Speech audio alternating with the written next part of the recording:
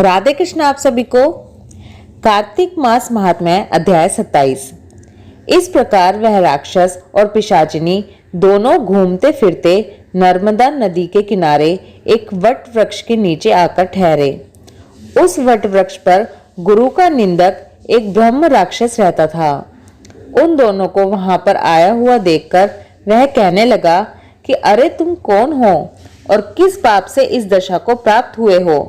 तब राजा ने अपना और पिशाचिनी का सारा वृतांत सुनाकर कहा कि अब आप अपना वृतांत कहिए, क्योंकि हम और आप आपस में आज से मित्र हो गए हैं, इसलिए मित्र से कुछ भी छुपाना नहीं चाहिए।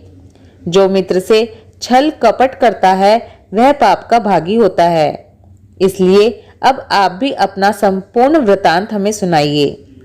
तब ब्रह्म राक्षस कहने लगा कि हे मित्र, मैं मगध देश में प्रवीण सोमदत्त नाम वाला ब्राह्मण था। मैंने मद में आकर अपने को बड़ा भारी विद्वान मानकर गुरु का अपमान किया। उसी पाप के कारण मैं इस दशा को प्राप्त हुआ हूँ। मैंने इस योनि में आकर भूख से दुखित हो अनेक ब्राह्मण खा डाले हैं। गुरु के अपमान के कारण ब्रह्म राक्षस की योनि प्राप्त होती है, यह मैंने भली प्रकार जान लिया है। तब कलमाशपाद ने पूछा कि हे मित्र, गुरु की कोटि में कौन कौन आते हैं। यह सुन सोमदत्त ने कहा, वेदों को पढ़ाने वाला, सुनाने वाला, नीति शास्त्र तथा वेदों की व्याख्या करने वाला, वेदों के संदेह को दूर करने वाला, भय से रक्षा करने वाला, अन्नदाता, शिक्षा देने वाला, बुरे कामों से रोकने वाला, शवसुर, मामा, पिता, ज्येष्ठ, बड़ा भाई, गर्भ से मरण पर्यंत संस्कार कराने वाला तथा राजा, इन सब की गुरु संज्ञा है। अतएव इन सब की वंदना करनी चाहिए। तब पुनः कलमाशपाद पूछने लगा कि तुमने अनेक गुरु कहे, इनमें से कोई बड़ा भी है या सब बराबर हैं। सोमदत्त कहने लगा कि हे मित्र, यद्यपि हम राक्षस हैं, साथ ही भूख और प्यास से दुखित भी हैं, मगर गुरु महिमा का वर्णन करने से निश्चय ही कल्याण होता है। यद्यपि सब गुरु बराबर हैं, फिर भी इस संबंध में शास्त्रों की व्याख्या सुनो। वेद तथा मंत्रों का उपदेश करने वाला, धर्म शास्त्र तथा पुराणों की व्याख्या व उपदेश करने वाला, ये विशेष गुरु हैं।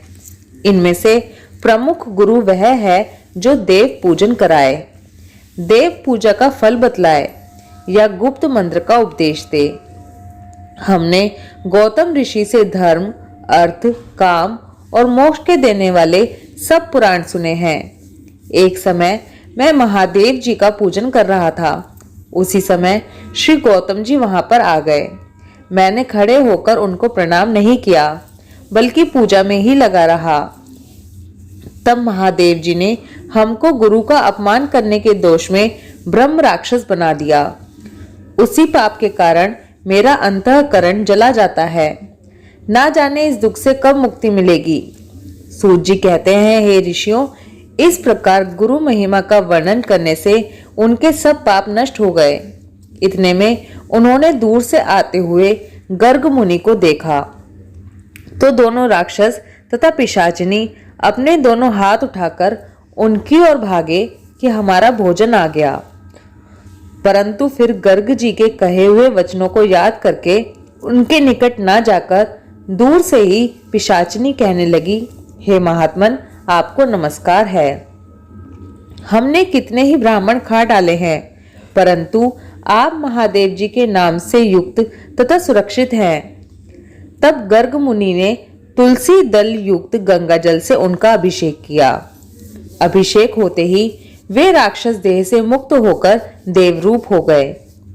पुत्र युक्त ब्राह्मणी और सोमदत्त विष्णु रूप शंख चक्र गदा पद्मधारी होकर गर्ग जी की स्तुति करते हुए विष्णु लोक को चले गए और कलमाशपाद अपने रूप को प्राप्त होकर सोच में पड़ गया।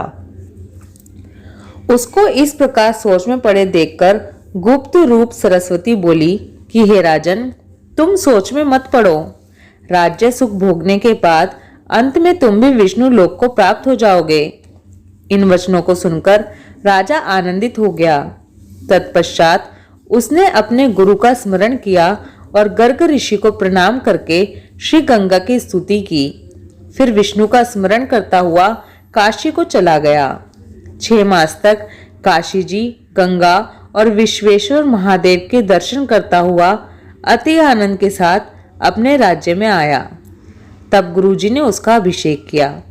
तत्पश्चात अनेक भोगों को भोगकर अंतकाल में मोक्ष को प्राप्त हुआ। सूत जी ऋषि से कहते हैं कि इसमें आश्चर्य जैसी कोई बात नहीं। भगवान का गुणगान करने तथा काशी के सेवन से मनुष्य को अश्वमेव मोक्ष प्राप्त हो जाता है। गंगा के स्नान से मनुष्य के करोड़ों जन्म के पाप दूर हो जाते हैं। कार्तिक मास महात्म्य अध्याय 27 समाप्त। कार्तिक मास महात्म्य अध्याय 28। इतनी कथा सुनकर ऋषि कहने लगे कि सूत जी, कृपा करके कार्तिक शुक्ला अष्टमी, जिसको गोपाष्टमी भी कहते हैं, उसका महात्म्य सुनाइए। सूत जी कहने लगे कि बाल्यावस्था में भगवान कृष्ण पहले बछड़े चराया करते थे। कार्तिक शुक्ला अष्टमी गोपाष्टमी कहलाती है। इस दिन सब मनोकामनाओं को पूर्ण करने के लिए गौ का पूजन करना चाहिए। तदंतर प्रदक्षिणा करके गौ के पीछे पीछे चलना चाहिए। श्री कृष्ण जी की परम प्रिया श्री राधा जी के नाम से विख्यात राधा कुंड में स्नान करके जो श्री कृष्ण जी का पूजन करता है, उसके सब पाप गोधूलि से नाश को प्राप्त हो जाते हैं। इस दिन गोधूलि के समय गौओं के पीछे चलने से सैकड़ों जन्मों के पाप दूर हो जाते हैं। इस दिन गौ का दान करने से असंख्य गौओं के दान का फल मिलता है। यदि इस दिन सायंकाल के समय श्रवण नक्षत्र हो तो वह जयंती योग होता है। उसमें स्नान दान करने से मनुष्य शीघ्र ही मोक्ष को प्राप्त हो जाता है।